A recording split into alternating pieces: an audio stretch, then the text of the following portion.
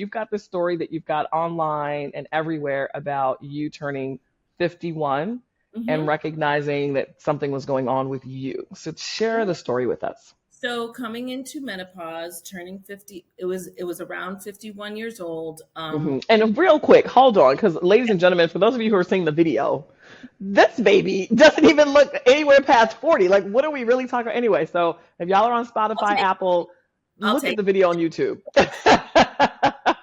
Because this I'll, baby does not even look like she's over 40. All right, so go thank ahead, you. let's go. And we can You're get into welcome. black don't crack and whatever. You need to keep a sense of humor.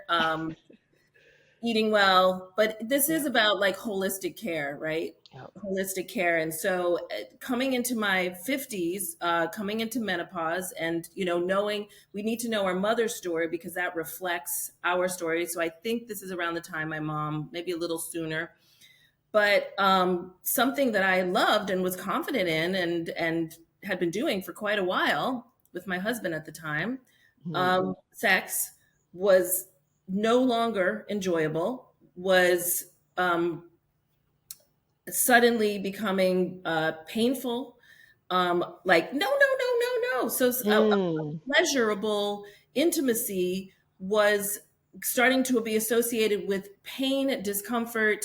I went to the gynecologist. My period had stopped, kind of. I wasn't sure. I hadn't had it for a year. And then suddenly there was some, and this is a little graphic, but I think, we deserve to talk about these things. We don't need to Mhm. hide it. It's not the 1950s. Right. And so I was spotting, and I was like, Mm. "What am I? Did my period come back?" And it's an emotional roller coaster ride because you're like, "She's back. She's not back. Oh, Right. like who am I'm I? free. I'm not free. You know, it's Right? like, Yeah, I'm free. I'm not free. I'm free. What?" Because you're used to the sun setting every day, and then the sun stops setting. You're like, "Okay, cool." And then you're like, "What?" And this happens for a number of reasons, but in my case, I went to OBGYN, I went to alternative doctors, and basically she was like, "Oh, you're tearing." And I was like, "What? I'm what?" She's like, "You're tearing. Do you have a little stinging?" I'm like, "Yeah, what? Tearing?" And it was just so blase. And I was right. She's like, oh, yeah, you're fine. You're like, what the hell does that even mean? I don't even know what that means. ripping on the inside, because all sorts of things with your hormones create a thinning skin. And I'm no longer in that marriage, so I was in a stressful marriage because I really have to say stress is the number one thing that really agitates menopause or is a part of the experience. So decreasing stress any time of life is important, but particularly for us midlife women, that's why you do see a lot of divorces at this age. So Mm. I did not have a good experience with that. And I was like, whoa. And she really wasn't educated on alternatives. She was like, you can go on, hormone therapy, or you can, use this lubricant. And I was like, what's in the lubricant? What's Right. in it? You can use this hyaluronic acid. And there are many things. So I'm not downing these things, but Right. she gave me a few options, but she really couldn't tell me that much about it. And backtracking, it's really only been over the past year and a half that menopause has become a popular topic. And there's many doctors, Marie Haber, there's many doctors, not many, there's a set of female doctors who are coming forth and getting a lot of attention for talking about menopause, plus like Drew Barrymore, Halle Berry. It's become Right. a popular topic just in the past like year and a half, I would say. Well, that's only because, like, let's be honest, there's money attached to menopause now, right? You got to follow the money because all of these boomers are literally saying, we're here, we're not going anywhere, we're not dying early. And so y'all got to have to figure this out. That's why the industry is now kind of chasing this menopause And narrative. But other than that, they wanted y'all to just die off and just be like, you're done here. You know what I mean? Which is like, yeah, hello? there's a Yeah. great doctor. She's right here, Dr. Jen Gunther, and she has a book called The Menopause Manifesto.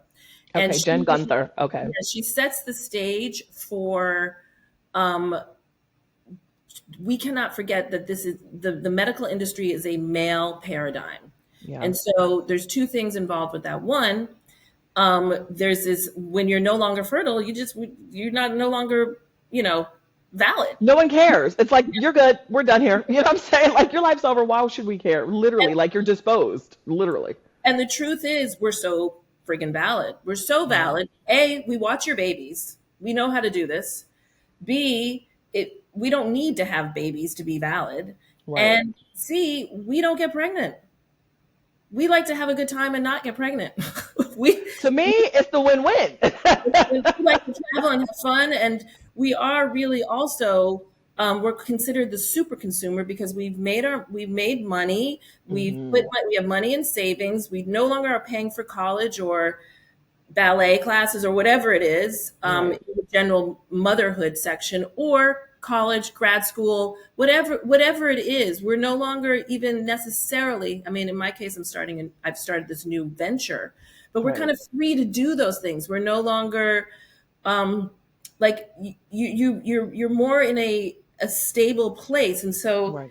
midlife women over 50 are considered super consumers. We make Mm. the median more than everybody else. We are in the Mm. 100K up compared to the rest of the country, right? And Nice. there's billions of us around the world. Billions Billions. of Like, people. We're making billion. We support the economy by spending. We're brand loyal. hmm. We are also, like, there's women going into menopause, like just like puberty, right? This is Hmm. puberty. So there's women coming into menopause at a rapid rate. And Oh, what the reason that studying menopause is difficult is because we're complicated. Every woman yeah. is a different story, a different hormone level, eating habits, other medical conditions, lifestyle, genetics. It's complicated. Our cycles are Right. so unique. So it was expensive. You can't Mm. study women the same way.